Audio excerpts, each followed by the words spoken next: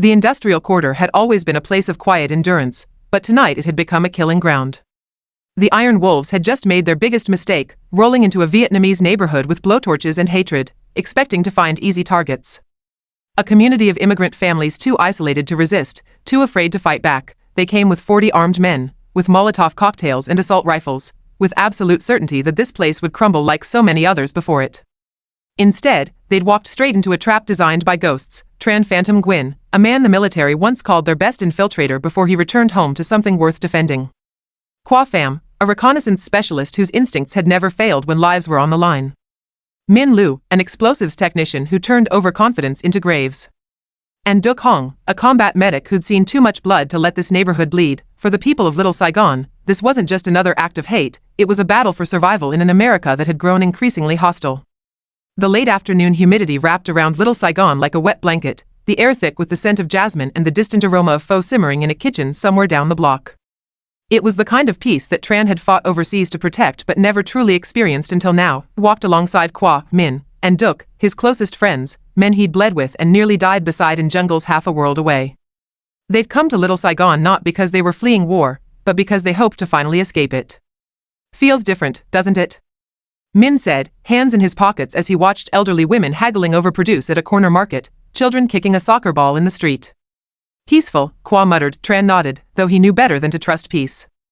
The world didn't work that way. That's when they heard it. Engines. Loud, aggressive engines. They turned to see a convoy of modified pickup trucks tearing through the neighborhood, dust and exhaust trailing behind them like war smoke. Oversized tires, tinted windows, American flags mixed with white supremacist symbols waving from truck beds. Shotguns visible against dashboards. The way they moved fast, reckless, entitled made Tran's instincts flare. These weren't people passing through. These were predators marking territory. Min had already shifted, angling his body instinctively into a defensive posture. Qua tracked them with calculating eyes. Then the trucks were gone, disappearing toward the industrial outskirts, leaving behind nothing but engine roar and a growing sense of dread, when they found him lying in the gutter, barely conscious. Father Bin Tran, too respected to be treated this way, too beloved to be abandoned like garbage. Duc was first to react, dropping beside the priest. The old man's face was swollen, one eye sealed shut, blood trickling from his mouth. His breathing was shallow, and even as Duc checked his vitals, Father Bin gripped his wrist with trembling fingers. Tran crouched beside them, voice low and steady. Who did this? Father Bin's throat worked, his voice barely a whisper. They said, this neighborhood doesn't belong here anymore. Silence.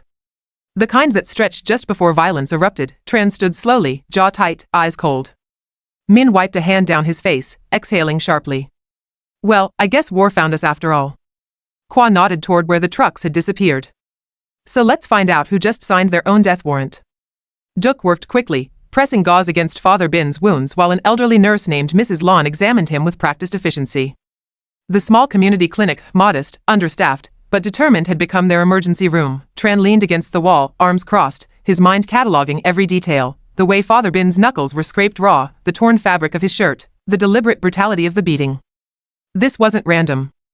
This was a message. Qua stood by the window, eyes scanning the street like a sniper searching for targets. Min paced near the door, hands flexing into fists. Father, Duc said gently, you need to tell us what happened. The old priest's remaining eye opened slightly, focusing on Tran as if he knew instinctively that this man would understand. They call themselves the Iron Wolves. The name settled into the room like smoke. They've been escalating, Father Bin continued, voice strained. Started small, graffiti on the temple, slashed tires, broken windows. Then Mrs. Ho's shop burned down last month. She's been here since 1975, and they didn't care. Qua finally spoke, his voice quiet but edged like a blade. Sheriff do anything? Father Bin let out a bitter, painful chuckle. Sheriff came by after Mrs. Ho's fire. Told us he'd look into it. That was the last we heard. Min's jaw clenched. Of course. Last week, Father Bin whispered, someone hung a noose outside my church. Tran felt ice settle in his chest. He'd seen this before, not here, not in Little Saigon, but in other places, other wars. Terrorism didn't always come from foreign soil. Sometimes it grew right in your backyard. How many? Tran asked. Father Bin swallowed. Enough. Tran stood outside the clinic as night began to fall, the streetlights flickering to life one by one. Qua joined him, followed by Min and Duc. This isn't random harassment anymore, Tran said quietly. This is organized. Coordinated. Duc nodded. They're testing us. Seeing how much we'll take before we push back. Min cracked his knuckles. So what's the play? Tran exhaled slowly. We need intel. We need to know how many there are, who's funding them, and what their next move is. Kwa's eyes narrowed. Because they're not done. No, Tran agreed. They're just getting started. That night, they split up Kwa scouted vantage points rooftops with clear sightlines, alleys perfect for ambushes, roads that could be turned into choke points. Min worked with trusted locals, identifying where explosives could be strategically placed without endangering civilians.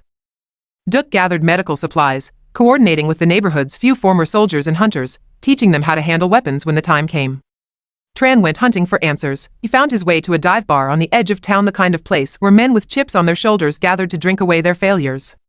He'd never been inside, but he knew its reputation, a haven for those who longed for the good old days when people who looked like him knew their place. Tran pushed through the door. The bar went quiet for half a second, eyes tracking him, assessing, dismissing.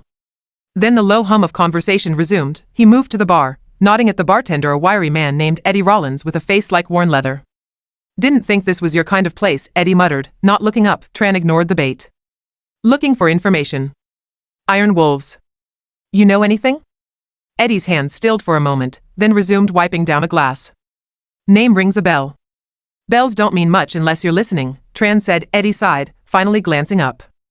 Heard talk. They don't like what Little Saigon represents. Say it doesn't fit. Tran's expression didn't change. What else? Eddie hesitated, then spoke quietly. Word is, their leaders got reinforcements coming. This isn't just about vandalism anymore. They're planning something big. When? Don't know. But soon. Tran pushed away from the bar.